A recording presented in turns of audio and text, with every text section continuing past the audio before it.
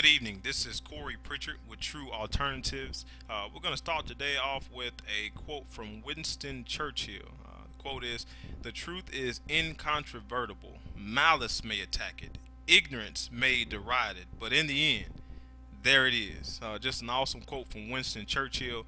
The purpose of our webinar conversation today is just to drop a few truth-based principles to you, just to make sure we can set the tone for what we will do in pushing forward for your not for your financial future.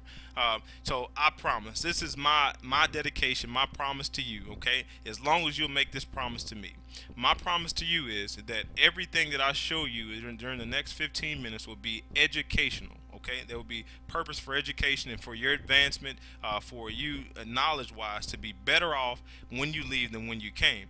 The other thing is that it will not be based in opinion. Okay, is that it will make sure I will make sure that it's based in fact. That's my agreement to you.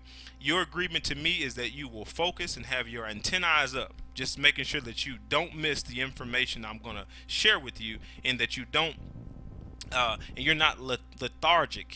That's a tough word to say, but I don't want you to be lackadaisical and listen to this information, because this is centuries of information available, but over the last 3 years, this is still some of the most profound pieces of information I've ever seen in my entire life. So I want to make sure that you do not miss this. So we're going to start off by sharing a way for you to be able to access some of this information yourself. Actually have a website that's set up. It's at www.truealternatives.us, and I encourage you to go there and kind of mess around. What I suggest is that you understand that we're looking at it as a plane in flight. So we're actually building the plane as it's in flight. So we didn't wait to have everything all in order and all the ducks in a row before we took off. We went ahead and took off because we're helping families. Our commitment is to help over 10,000 families over the next 10 years, to have financial freedom, and to be able to completely revolutionize the financial future of over 10,000 families over the next 10 years. So you want to take a look at this information. What I suggest you do is go right to the page that says "Why Not Retire Now," which is a great question. So if you had the opportunity, why wouldn't you?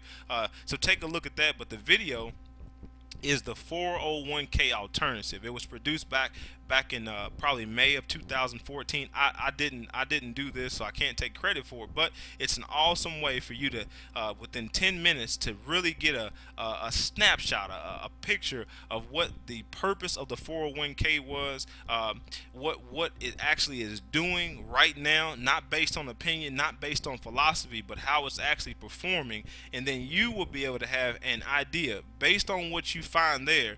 What do you concretely feel about your financial future and your retirement money being there in the 401k alone? So if you'd like to continue doing what you're doing, more power to you. But the goal is, again, is that you are an educated buyer. No one likes an uneducated buyer. No one really wants to be an uneducated buyer. But most people, to be honest, make their make their purchases based on emotion, and that's just the way it goes. And that's okay if you have to. But if given the opportunity, you want to make sure that you are an educated buyer. So I'm giving you the opportunity to be an educated buyer is what I'm doing. So again, we're going to get right into some more information here. I'm going to go right into our slide presentation, not going to waste any time. So what I want to do is set the stage for what has actually happened in the past. And I'm not going to talk about any, again, philosophies and theories, any of those types of things, okay? So if you like the stock market, that's fine. If you are currently investing in the stock market, okay, that's great. If you are, some guru and some magician, in the stock market, that's fabulous for you. But this is a case where we're just talking about facts and history, so we can get an idea of what should be our expectation, so we have a good idea of where we should be putting our money and what we should expect from our retirement. So what we're going to do is look here. This is some information provided by financeandinvestments.blog. Spot.com. So it goes back starting at the inception of the Standard and Poor 500, which is the top 500 companies, just a combination of those companies going back to 1926. The main thing I want you to see in this illustration is that you got up years, you have down, okay? It even can go negative. So it's a case where you can have all the highs and all the lows. So you can make a lot of money and you can also lose a ton of money, okay? So that's not anything that's new. That's the reason why people call it an investment. They believe that you have to have a certain amount of risk that you manage. So in these years, you see ups and downs. Another category I'd like you to look at here is the 5-year annualized return. 10-year, 15, 20, 25 years. Okay, it just gives you an average of over a 5-year, 10-year, 15-year span. How did the Standard and Poor, how did it perform during that year's time? So I'm just going to go through and just briefly just click on these so you can get an idea of what we're talking about. You see, again, you have some double-digit, great numbers of increase. You also have some negative numbers, some double-digit lost years. Okay, nothing that again, that should completely surprise you. But again, these are factual evidence. This is factual evidence. This is not Corey Pritchard's advice. This is not my opinion. It's not anything like that. So I suggest that you go back. If you like a copy of this, I can send it to you. But I suggest you look this information up yourself so you get an idea of what that does. Now, here's the thing I want to be upfront and completely honest about. Your advisor, your stockbroker, the people that you are getting your advice from, one is that they are compensated whether you make money or lose money. Let's be completely clear about that. You gain or loss, they're continuing to feed their families. So their retirement and them feeding their families is not going to be based on you being successful. It's great if you're successful for you, but if you're not, then sorry for you. So let's be honest about that. The second thing is that they are grouping companies in packages to sell to you or to put your money in based on what they believe will balance risk. So it's not necessarily to get the most out of it, because they understand if it's too risky and they lose all of your money, they have nothing to gain. So they want to make sure they do something called diversify. So they want to make sure they can manage the risk. So they have pockets and groups of companies that they put your money into so they can make sure they can diversify the risk. Now, that's great and it makes a lot of sense. I understand how that goes. Here's the problem, is that you and most people probably have no idea what that means for your money.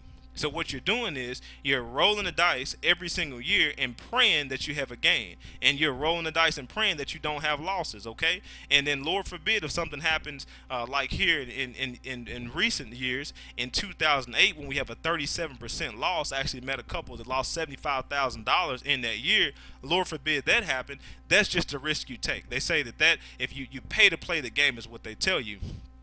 That's not the game that I'm willing to play with your money. That's not the game that I would suggest that you allow anybody to play with your money, and I refuse to let anybody play with me like that. So what we're going to do is just touch on a few things, okay? One thing we're going to look at here is, had you invested $1,000 back in 1925, then over a 10-year period of time, a 10-year block of time, what would that $1,000 have done for you, okay? What would $100,000 had done for you during that time, okay? And we're just going to look at that, and this is not anything more than just a realistic way to take those numbers, those percentages, and we're going to make it so we can actually digest it and see it for what it is. And this is how we pay bills. We use this to actually pay bills. We don't use percentages. We use dollars and cents to make sure we pay bills, if that makes any sense, okay? So in a standard account, which you'll see I'll mark here as A, then had you used a traditional account, taking all the gains and also accepting all the risk and the losses,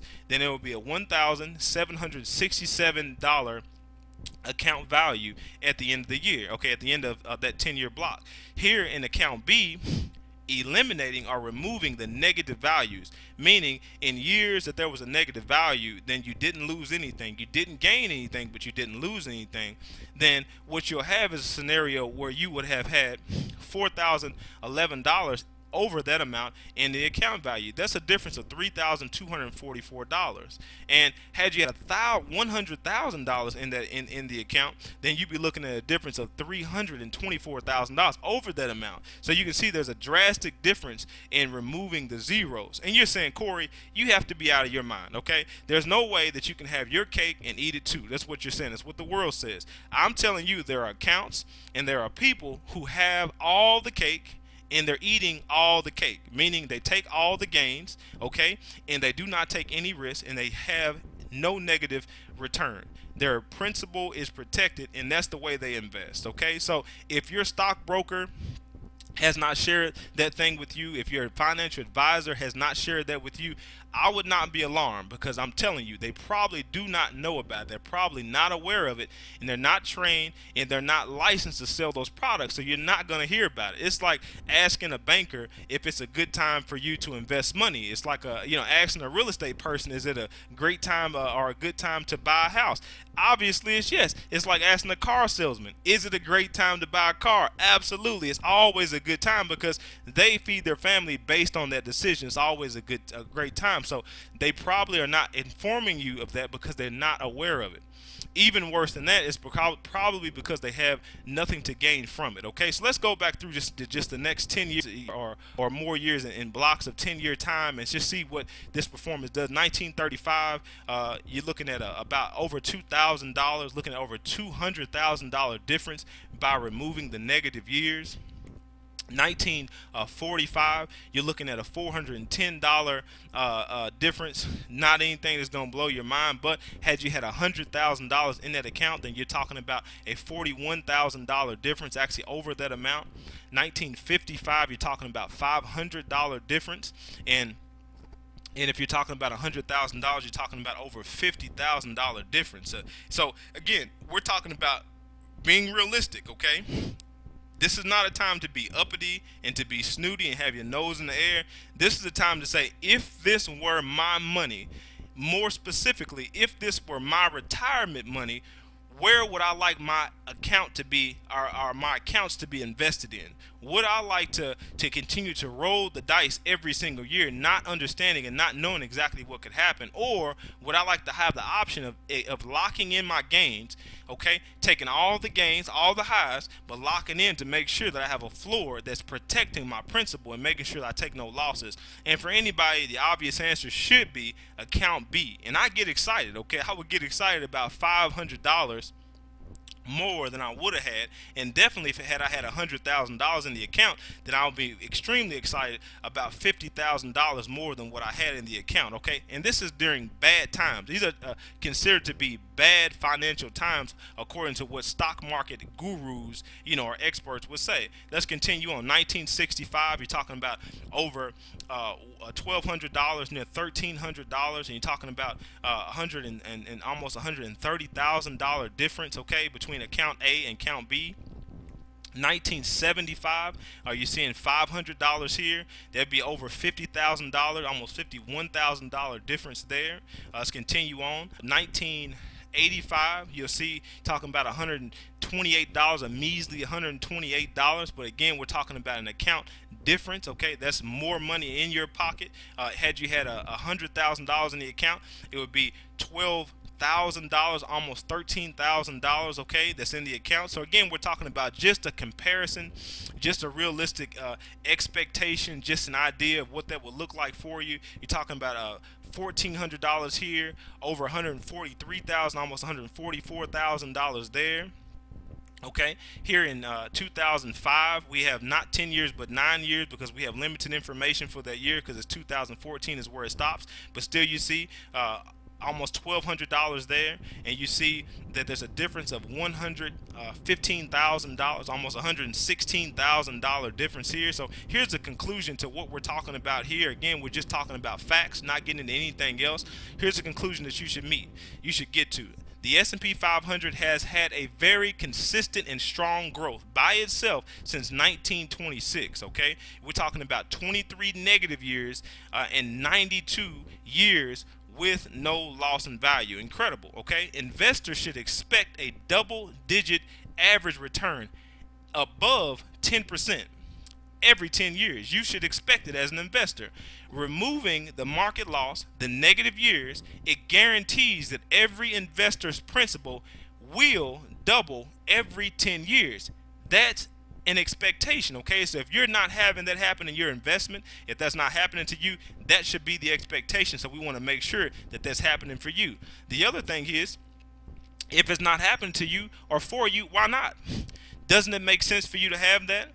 And the question, last question is, which account would you choose? Having seen this information, would you have chosen, if given the choice again, because most people aren't given the choice, but had you been given the choice, which account would you choose? Account A or account B, okay? That's it. That's all I have for you. I have more videos. I suggest that you reach out to me, either email, telephone, whatever it is. If you have questions, concerns, or comments, look forward to speaking with you soon.